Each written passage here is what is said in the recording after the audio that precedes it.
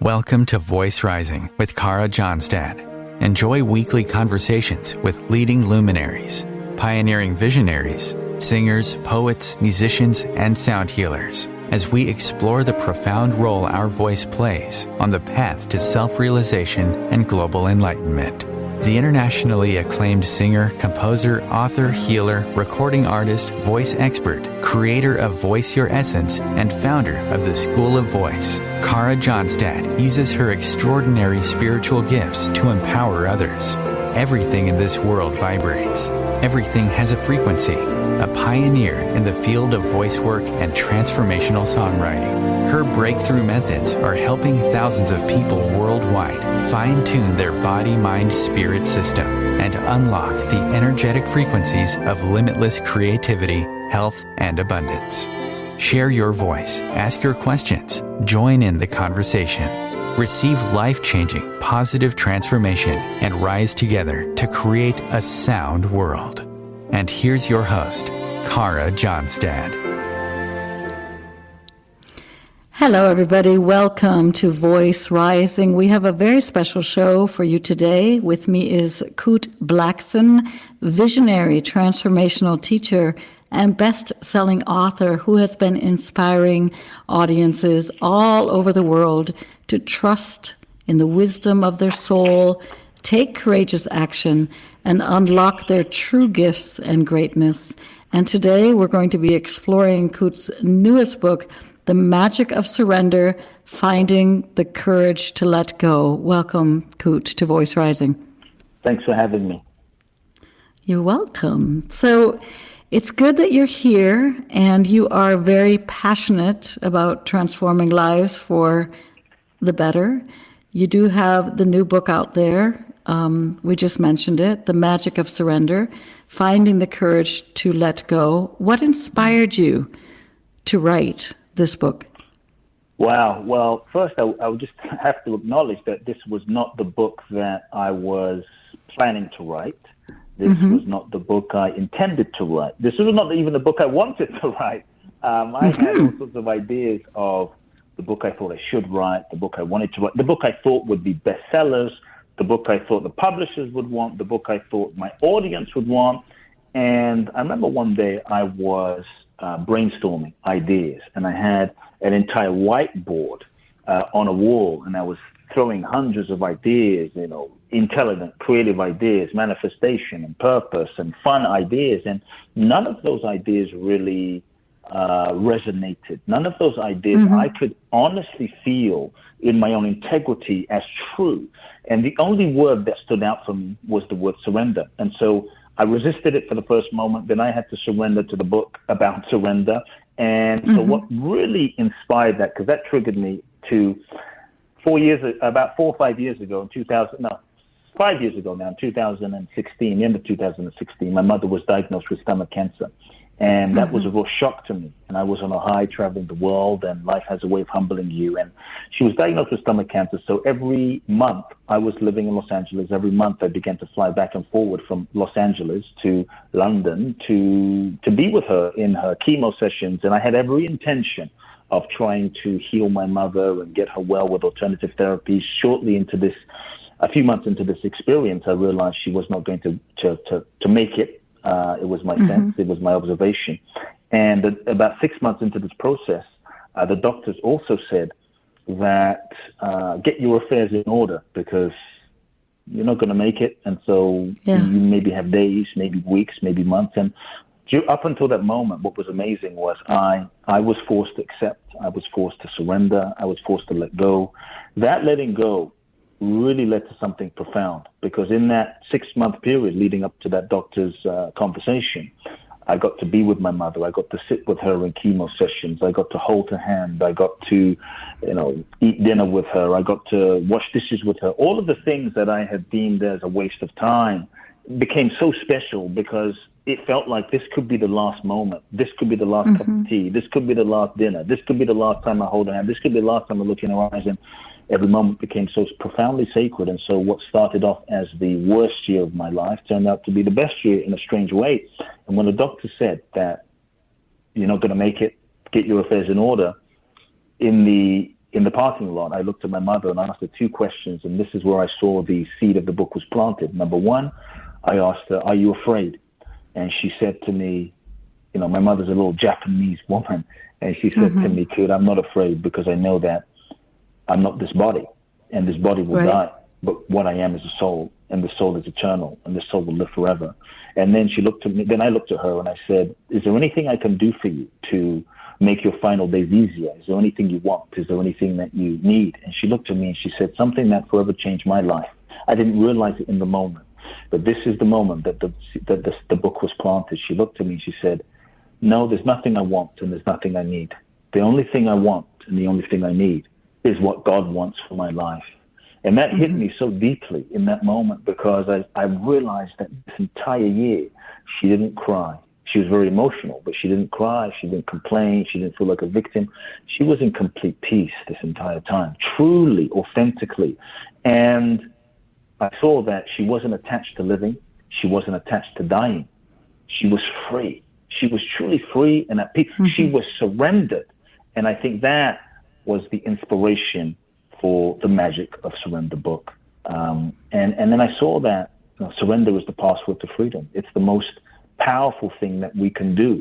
If you look at the great ones, whether it was Jesus, whether it was Buddha, whether it was Gandhi, whether it was Mother Teresa, whether it's Martin Luther King, whether it was Bruce Lee, whether it was Muhammad Ali, they all surrendered themselves to life, to the infinite intelligence, to their soul, to their deeper purpose. And in surrendering themselves, they transcended themselves. They went beyond their own human limitation and capacity to live and, shall we say, manifest their lives. And life began to use them and move through them and manifest through them. And so that's kind of how the book came about. We can talk about surrender some more and what it means if you want, but that's the initial inspiration. Beautiful. Your mom was at deep peace when she passed, and you mentioned that a lot of people carry a lot of fear about death and dying.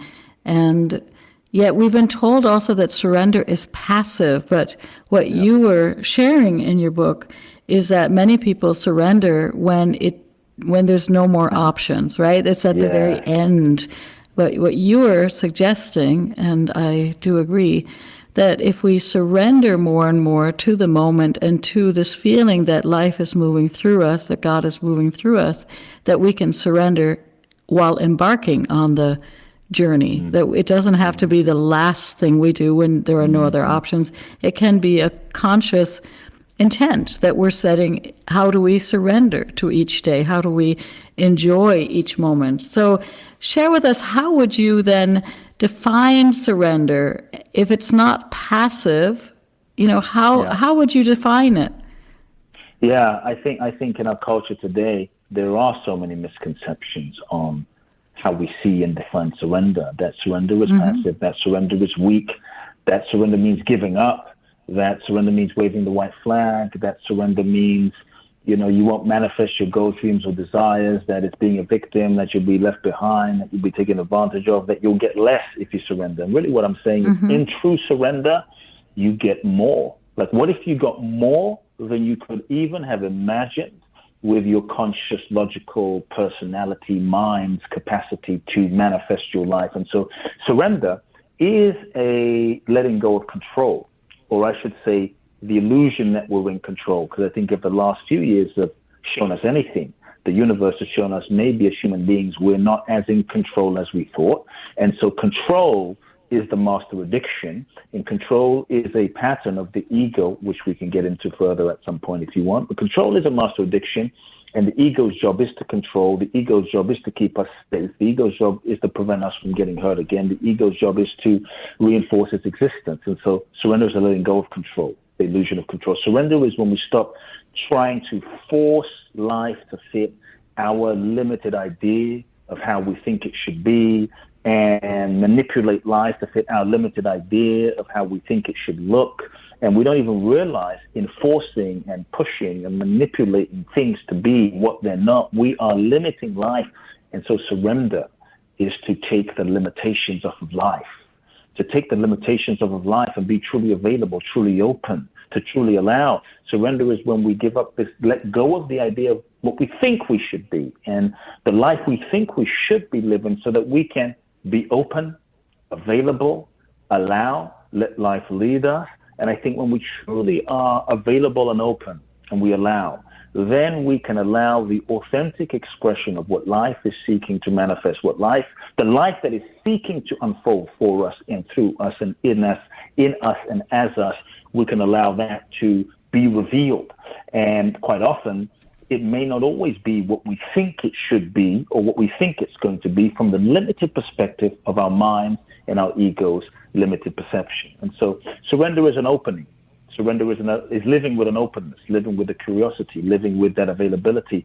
Then we're not limiting life. Then I think we are truly available to the infinite possibilities. And that's when magic can happen. It's not a passive thing. And so just to clarify, it doesn't mean sitting around and doing nothing and just waiting for the inspiration to hit all the time. It is a willingness to actively feel. Like to feel the most authentic expression of what is seeking to happen. And so in the old paradigm, which I call the ego-based model for creating life, and you can create successful life and manifest this way, but it will often be limited. We're conditioned and we're taught, even in many self-help books, to ask the question, what do I want? What do I want? What do I want? And we might get everything we thought we wanted, only to then realize that what we thought we wanted was just what we thought we wanted based on who we thought we were. And many of our goals can be projections of unmet needs from childhood. Like, if I can just get that body, get that car, get that house, get that thing, then I'm going to finally be worthy and enough. The question in surrender that I'm inviting people to ask is, what is it that life is seeking to express through me? What is it that the universe is seeking to express through me? What is it that my soul is seeking to express? What is the deepest impulse and expression of life that is seeking to manifest and express? What is the deepest impulse that is seeking to manifest and express? And to be still and to feel that, to attune to that. Then we can align our personalities and our intentions and our feelings and our thoughts and our actions with what's true, with what's authentic, and then we go into action. Then we can give 100%, commit fully without being attached. And so surrender is living without the attachment, because sometimes we get so attached to what we think something should be that we're not open to another alternative. We're not open to another perspective of what life might be seeking to unfold. Yeah, I heard something beautiful once talking about desire, because in a lot of spiritual traditions, desire is so in German, it's the word verpönt. It's like to look down upon. And it was exactly this thing that desire is one of the most creative things that we can do. You know, the desire to merge, desire to melt, desire to expand, right? But the attachment to the object is what often gets us into trouble. And Coot, you've grown up in a lot of different places. I believe you were born in Ghana. You mentioned that your mother was from Japan. Your dad is from Ghana, but you also grew up in London, I believe. And what are your thoughts? It seems that there are a lot of people in this world that are not even dreaming of the, 5 companies and cars. Is this a Western struggle? Because I know a lot of people in beautiful parts of the world, and you also mentioned some stories in the book of, and I've also been to India of, the train comes when the train comes. Or, I know a dear friend of mine who is a musician in Morocco, and he says, Kara, we don't plan concerts in Morocco. We basically, somebody drops by with a drum and somebody else brings whatever, a shaker, and we just start singing, and we just start being in that surrendered moment. So is this struggle that we have this generation of survivors where every single newspaper says how to optimize, how to be better, how to reach your goals, how to affirm, how to set the intents, something that a great majority of people in this world, maybe they don't struggle with that because they're just watching the sunrise and trying to get their food on the table. What's your experience from living in all these different parts of the world? Yeah, I think I've been blessed to live in Africa and Japan and India a lot, and Asia and the US. And I don't think it's so much about either or. because to me, there's nothing wrong with planning. Yeah. There's nothing wrong with. I just want to make clear that surrender doesn't mean not planning. Surrender is not an abdication of responsibility, so that we don't use surrender as, well, we'll just go with the flow. And so when you want to show up, Coot, I'll just show up whenever I show up and whenever the spirit hits me. Sometimes surrender requires a deep commitment. And that might mean you don't just follow your current whimsical mood, because you have a deeper commitment to your soul's decision, to your soul's calling. And so it might mean you don't just do what you feel like doing. Like, I'm sure that there were days where Mother Teresa didn't feel like waking up, and Mother Teresa didn't feel like showing up, and Martin Luther King didn't feel like being in a certain place because he knew the dangers and the challenges of that, and he didn't feel like it. But there was a deeper commitment to the calling. And so surrender is the deeper commitment to your soul. It's the deeper commitment to what's true, which might mean planning the concert, which might mean showing up on time, which might mean, but the key is in the West, which is, I think, also what you're speaking to. In the West, we tend to get attached to a definition of success based on attainment, attached to the goals and achievement of the goals as the only metric of success. And that's the limitation. The attachment is the suffering, not the planning. Because when you're in alignment with your soul, and when you're truly true, when you're truly feeling what is most authentic, what is most true, what is most sincere, when you're in alignment with nature, then you can plan in alignment with nature rather than planning to make something that is not in alignment happen.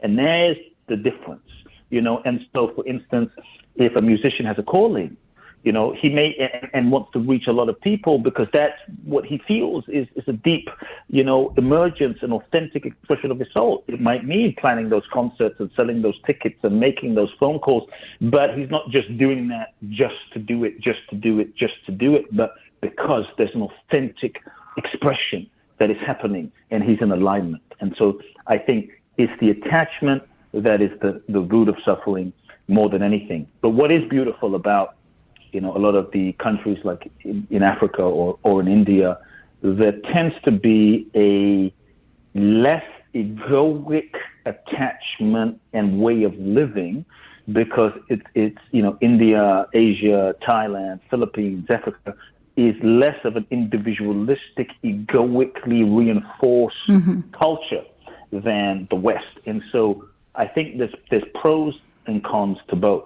What I will say, just to maybe also provide some framework for the conversation, is often what resists surrender is the ego.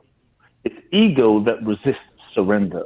Now, we're often taught in our culture, ego is bad, ego is the enemy, get rid of ego, annihilate the ego, destroy the ego, transcend the ego, ego is evil. And I like to say ego in and of itself isn't bad. It's just a vehicle that we use in this lifetime to function and navigate the driving car that we use to function and navigate in this three-dimensional experience. So ego in and of itself is not bad. It's our relationship, kind of what we were speaking about earlier. It's a relationship with ego that is really the issue, not just ego itself.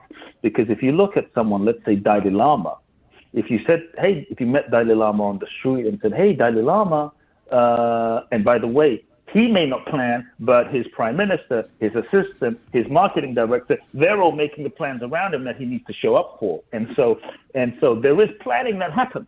It's the relationship with him. So if we met Dalai Lama and we said, hey, Dalai Lama, how are you? He would turn around and wave, or he would turn around and acknowledge that we said something. That requires a level of ego. But it requires, without ego, he wouldn't be able to look around and say, yes, okay, hello.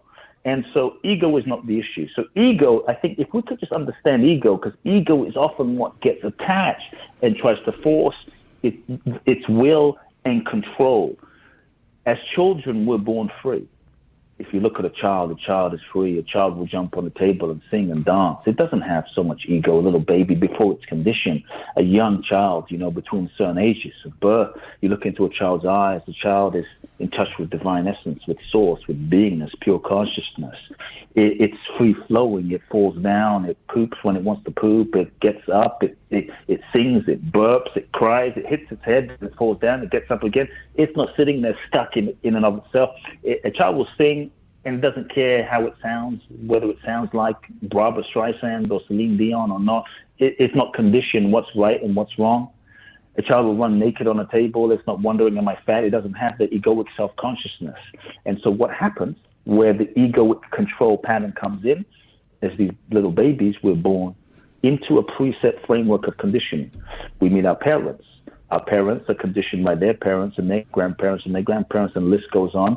So now we're born into this preset framework of conditioning. And maybe there's trauma, maybe dad is an alcoholic, maybe, mom and dad are fighting all the time. Maybe they were great people, but they didn't know how to meet our emotional needs. And so on some level, there was a level of dysfunction, a level of trauma, a level of pain. Two things happen. The first thing is, as children, we learn to shut down, disconnect, not feel the pain of what's going on around us. And so we suppress all of the unfelt feelings of pain that we learn to suppress, start building up layers and layers and layers and layers and layers, and our true light begins to be hidden underneath the unfelt, unprocessed layers of pain and guilt and hurt and anger that we've learned to suppress, and fear that we've learned to suppress. And we also learn to create, often unconsciously, a kind of defense mechanism strategy in order to not feel the pain of what's going on around us. Disconnect, shut down, erect walls in our heart to not feel the pain. We hold tightly to that way of being as a way to function, survive, and protect ourselves. It worked for us when we were 5. We take that same holding pattern, that way of being we hold so tightly onto, to age 15, to age 20, to age 30, and all of a sudden it stops working for us as we get older. It works, but it limits us. And so that way of avoiding pain and holding on that we've learned to create to not feel the pain at age 5, that we hold so tightly onto, is a form of control, has good intention, but it now is limiting. And we hold on to that way of being in order to never feel that pain again, to never feel that pain. So now we're 25 in a relationship, and we have this self-protective mechanism that we learned very young in order to never feel that pain again.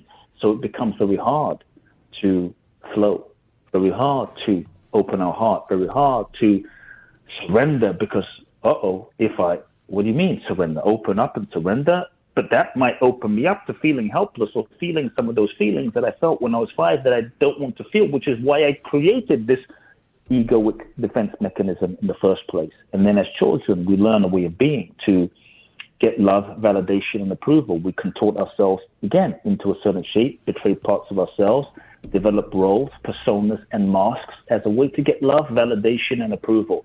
We become independent, we become funny, we become nice, we become the yes person, we become the caretaker. The list goes on. All the ways that we learn to become, the roles that we learn to play to get love, validation, approval from parents. So we now contort ourselves into a certain shape that we hold tightly onto, avoid pain, get love. And that gets reinforced by culture, society, parents, those around us, and we end up thinking, this is who I am. And the degree to which we hold on, the degree to which we are holding on tightly to that way of being is ego. The degree to which we're holding on is the degree to which we're not free, is the degree to which we're conditioned, is the degree to which we're not truly able to surrender and let go. Not out of bad intention, but out of functional survival. So many times our holding on and our resistance is a strategy to keep us safe from feeling the pain, and a strategy to not feel that pain again. But there's good intention that is motivating. So if we can recognize, and we end up thinking this is what we are. So I think first, if we can recognize, this way of being that I am as a persona, as a person, as ego, is not me. This is not me. It's just a pattern that has been learned to function and survive. I'm not my ego. I'm not my personality. I'm not these thoughts. I'm not these feelings. So if we can be aware of that that we are conditioned, start becoming conscious and aware of how our conditioning expresses, and then start becoming conscious and aware of some of the feelings that we've learned to suppress, so that as we start becoming aware of these feelings, we can start finding healthy ways with some support to start feeling these feelings, to release these feelings, so that we can start loosening the grip of our own self-protective mechanisms again. And this is the self-protective holding that tends to prevent us from surrender and letting go. We're talking about the magic of surrender. We're going to take a very short break and then be back with Kute Blackson to explore more. How can we relinquish control and feel more liberated?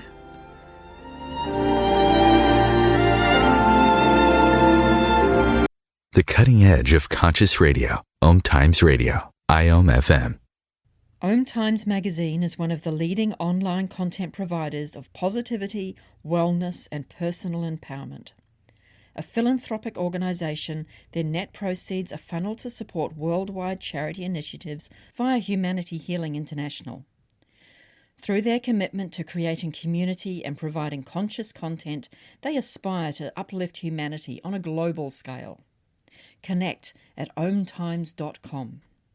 OMTimes, creating a more conscious lifestyle. With happy clients all over the world, Kara Johnstad knows that your voice is the missing link to more authenticity, abundance, creativity, and health. An internationally acclaimed voice expert, Kara's breakthrough methods have helped thousands of people successfully heal their voice wounds and extinguish the story of self-doubt and shyness forever.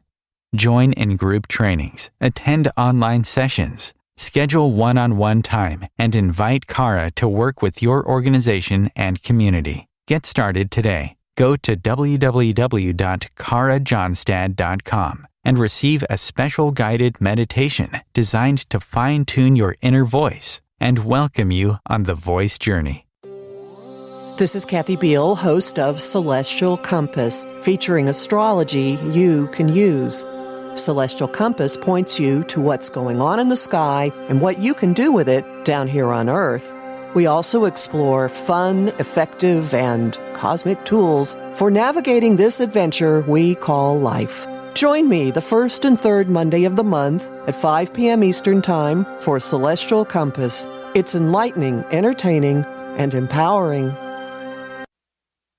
COVID-19, brought to you by CDC and the Ad Council. If you're feeling increasingly lonely right now, you're not alone.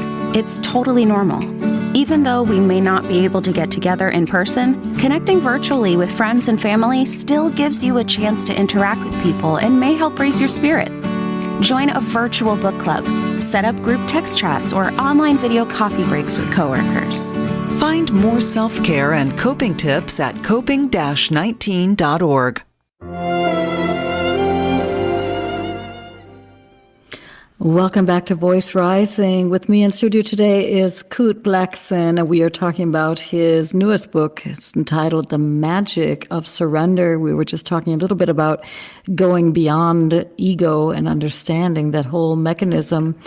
Kute, you were talking about the calling, about when we start tuning in to listening to our divine calling and not always necessarily following all the what would I say, maybe the strategies of what we think we should be or could be, but start tuning into our own inner voice. And if you think about those people, like you mentioned Jesus, you mentioned Mother Teresa, you talk about Malala in your book, Nelson Mandela, they were allowing the bigger vision. But as a voice expert, I always sense, and when you read their life stories, that they literally hear often a voice guiding them. They hear a calling. They understand that there's all these exterior voices of the belief systems and conditionings and mother's father, but deep down, there's this voice that is pulling us forward or that is guiding us.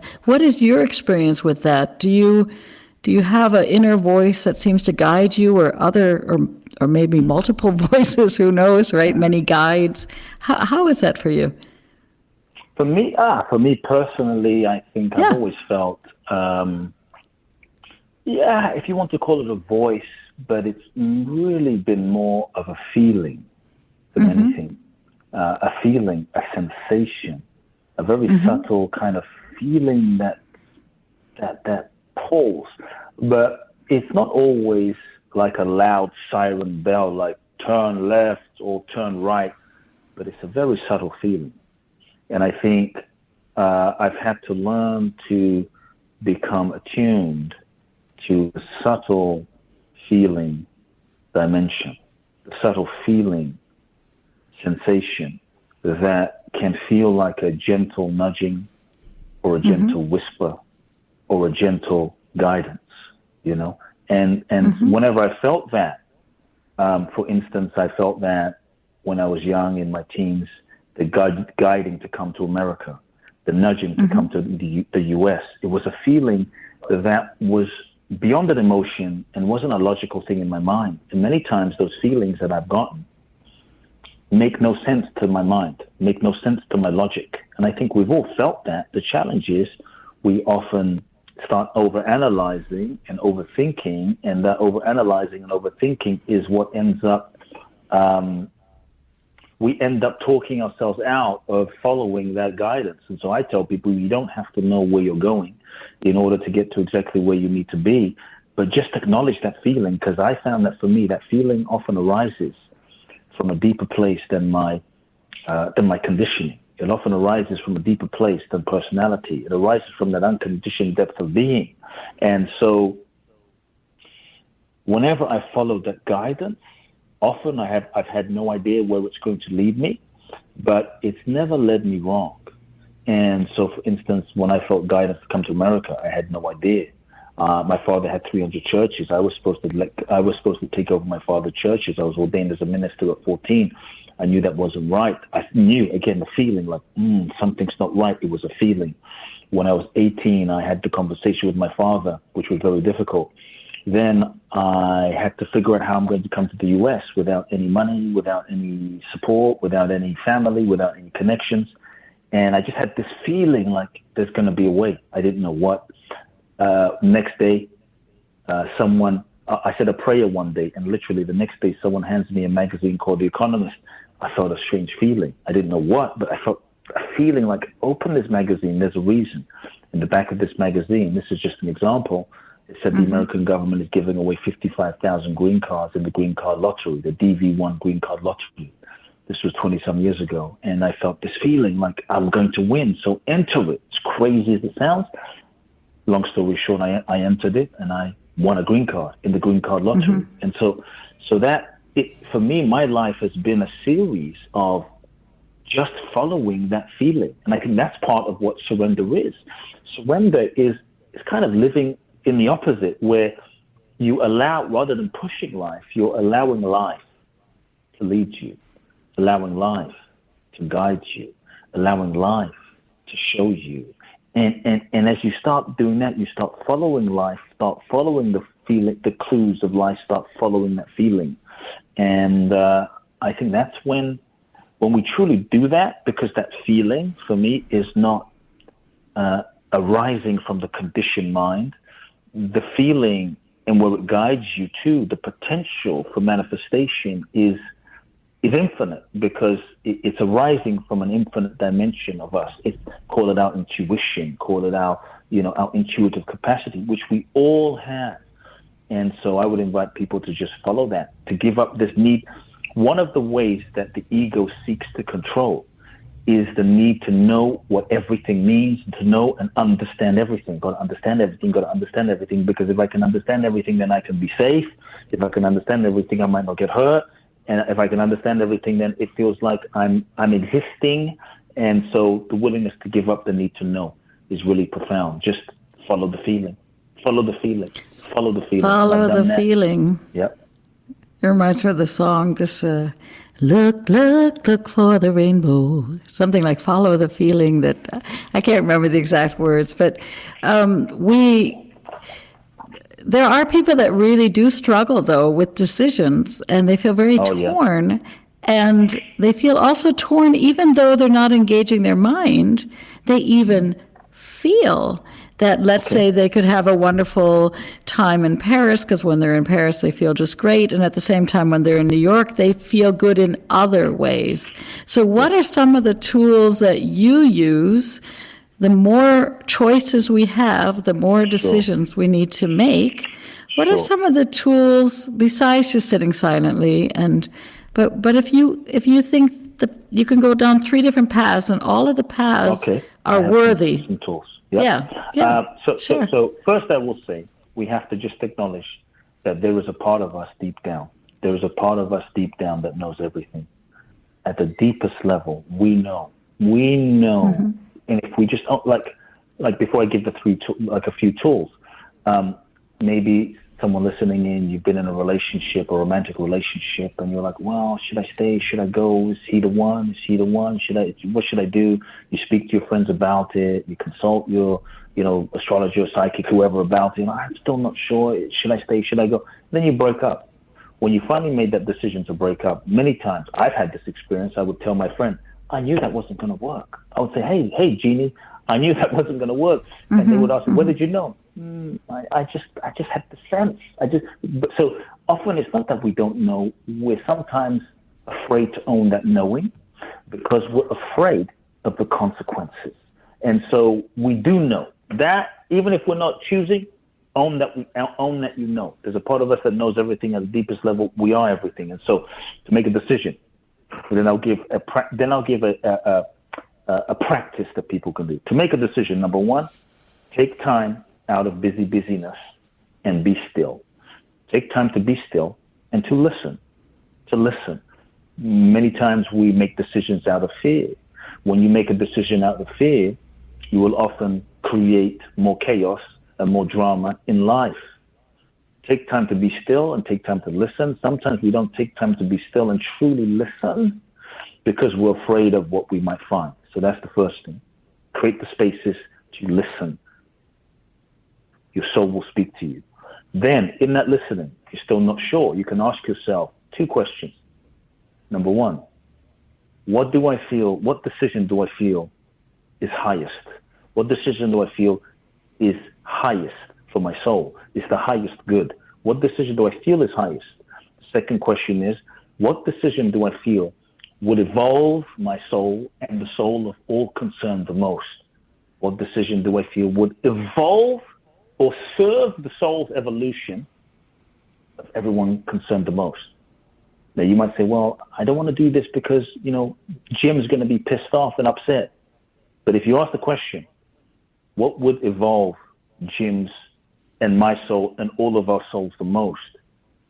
It might be really hard to make this decision, but I really feel in the deeper sense, decision A would evolve his soul, my soul, and everyone's soul the most. It may be difficult, it might be challenging, it might upset people, but I think this decision would evolve our souls the most. Go in that direction. Go in that direction of what you feel would evolve the souls of all concerned the most. Thirdly, ask yourself, imagine your death. Imagine your death. And on your deathbed, would you regret making that or would you not regret making that? Would you regret, like, I really wish I went to Paris and I really wish that for me, honestly, there's so many places and things I wish I had done. And when I look back, I think to myself, I should have done that. I really should have. And so if you really feel your death, because many times we don't do things out of fear. Many times we don't do things because we don't think we have enough time, because we're prioritizing things that really aren't that important. But if you feel your death and go, wow, would I regret? Yeah, I would regret not doing that. I would regret not having that experience. I would regret, cheating on my spouse. And so feel that. Feel what's inside. And then align. Use death as a way to align. And I think death often brings into reality, brings into focus what is really important for us. There's many things that we put our lives on hold. We wait till some special moment in the future, and we don't do what we're called to do because we think we have tomorrow, and we don't. And so feel your death and ask yourself, would I regret it? Would I not regret it? One thing that I think would help people as a practice, though, just to deepen in touch with their own inner knowing. I think one of the things that stops us from being truly free in life, free to make decisions, free to be ourselves, living free and fulfilled, are all the ways that we lie to ourselves. For the reasons I've shared in terms of conditioning and ego, as human beings, we often lie to ourselves about who we are, about what we want, about what we feel, about what we think our intuition is, about what's true. Out of fear, out of safety, out of comfort, out of self-preservation, we lie to ourselves. And so there is no true freedom. There is no true fulfillment. There is no true transformation without truth. So as a separate practice, I would invite people to ask themselves, number one, what lies am I telling myself? Often we don't tell ourselves the truth, which sometimes makes it hard to decide. We don't tell ourselves the truth because we're afraid of the consequences of what the truth might mean. For me, as a young boy, I was ordained at 14. I knew that wasn't right for me. I was too afraid to tell my father the truth because my fear was if I told my father the truth, then I'd be outcast. I'd lose his love. That was my fear. And so often we allow fear to hijack the acknowledgement of what we really feel and doing what we really feel called to do. And so we stay in relationships that we know aren't true. We work jobs and careers that we compromise ourselves as not in alignment with our truth. And so question number one is, what lies am I telling myself? What lies am I telling myself? Feel that we have to want the truth more than we want what we want. We have to want the truth more than we want what we have. Freedom isn't free. Freedom requires that we let go of what's not aligned. And we often hold on to what's not aligned out of fear and self-preservation. And so one thing I would invite people that would help, that often helps you get in touch with what's true, is let go of the pressure of having to take any action. Let go of any pressure of having to take any action. So that might mean, okay, acknowledging the truth. I'm no longer in love. I'm no longer in love with my partner. I'm not, whoa, that's scary, but I'm, okay, you don't have to divorce. You don't have to, just acknowledge the truth and let that marinate, feel what it does inside of you. I hate my job. Okay, you don't have to leave your job and get freaked out. And how am I going? No, just acknowledge. I hate my job. Feel that. Acknowledge that. Let that brew inside. Let that marinate inside. That begins a process. So what lies am I telling myself? What am I pretending to not know? And lastly, what are the lies that I'm telling myself? What is it costing me? What are the lies that I'm telling myself? What is it costing me? There is a cost. When we lie to ourselves, it is painful. When we lie to ourselves, it's meant to be painful. When we lie to ourselves, it doesn't feel good. It's not meant to feel good. To me, the fact it doesn't feel good, the pain is a signal that we're not in alignment. The pain that we feel is a signal that we're not living our truth. We're not making an authentic decision. And so that pain is feedback showing you where you're not in alignment. Use that pain as a guidepost to bring you back into deeper truth. Doesn't mean your truth might not be scary, but it will feel more deeply correct in your being. And so often we feel the pain. Pain is not the issue. We feel the pain, but we distract ourselves from it.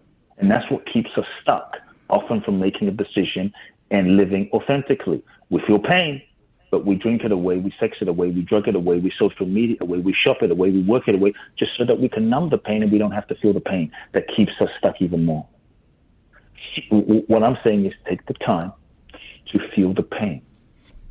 Not wallow in it, but to acknowledge and feel the pain. That pain is showing you that you are not living in alignment.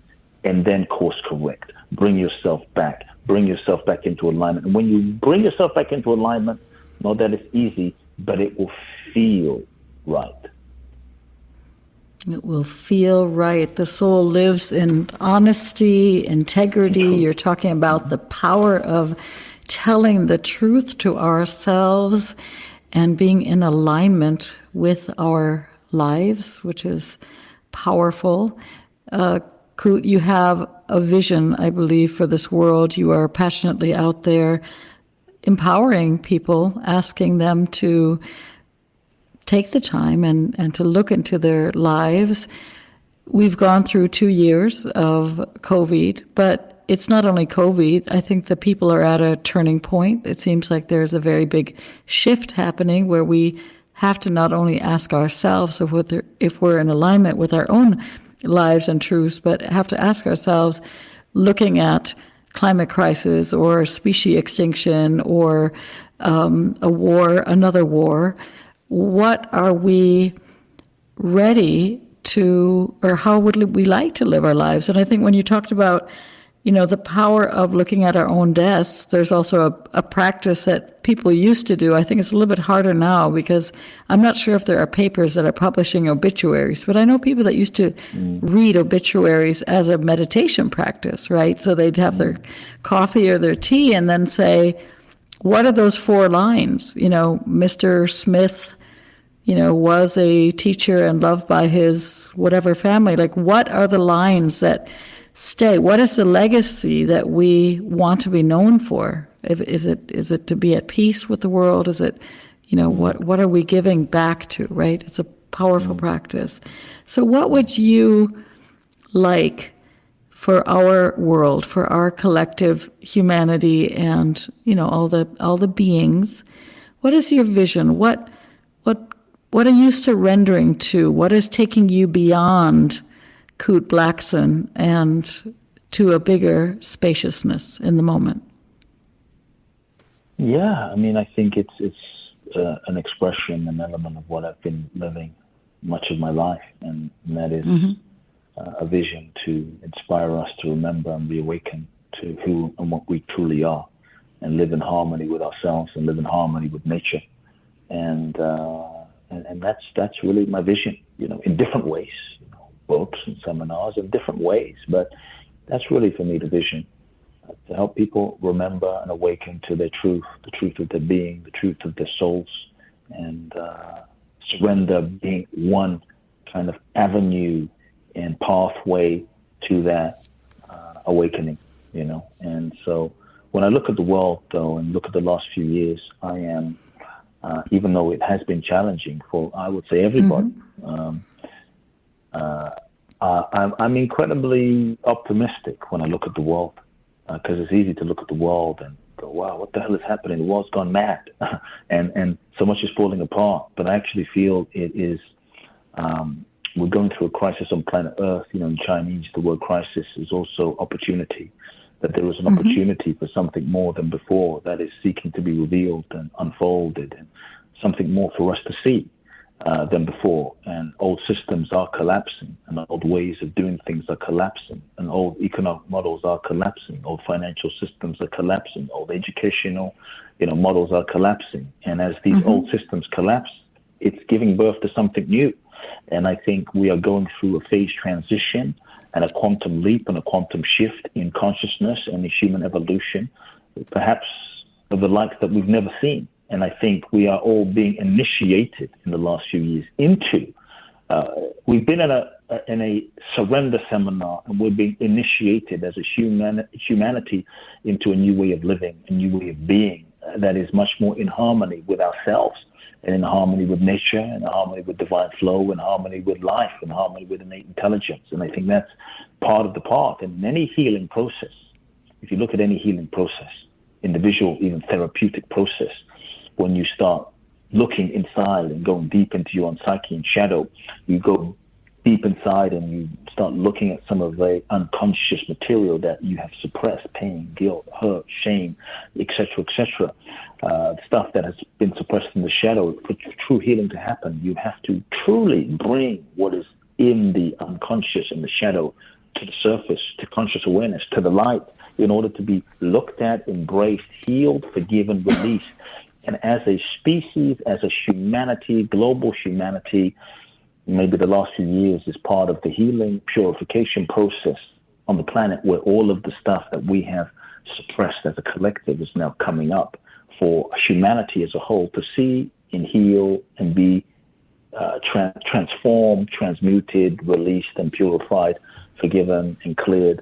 And we're in the middle of that process of purification right now, and it's not always pretty, but I think it's necessary. To me, the world that we see is a mirror manifestation of a projection of all of the collective consciousness of all of us combined. The world that we see, there is no world out there. The world out there is a reflection of all of our consciousness combined. And so for me, part of what I do, part of my mission and vision is to help us all heal ourselves, because when we heal ourselves, what will be projected in the world will be a different projection, a different expression, a different mirror.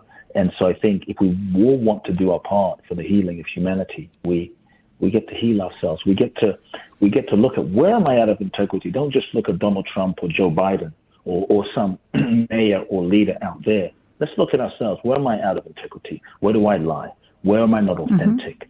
Let's not just look at Russia and Ukraine and wars on the planet, but let's look at where am I invading? Where am I dropping bombs? Where am I terrorizing myself? Where am I brutalizing myself? Where am I hating myself? Because until we heal that internal division, it will always be projected in the world, because the world is a manifestation of our consciousness. And so for me, my vision is to help humanity, help us all heal individually so that we can be the change and then affect change on the planet.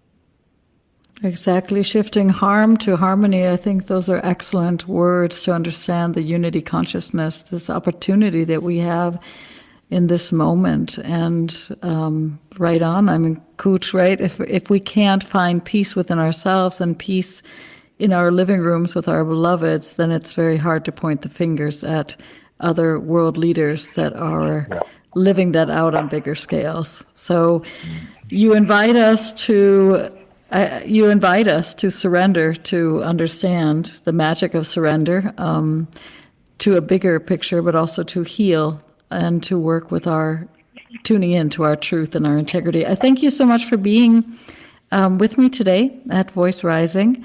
And for all of you out there, pick up the book, The Magic of Surrender, and let me make sure I get this right, Finding the Courage to Let Go. And may we all be aligned with our true calling and what we came here to do. Thank you, Coot, so much.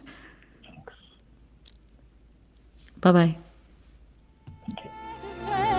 It is one who takes a chance, who dares to live this dance. It's the greatest story ever told. How the smallest voice turns big to bold. We have the strength to rise above, believe in all.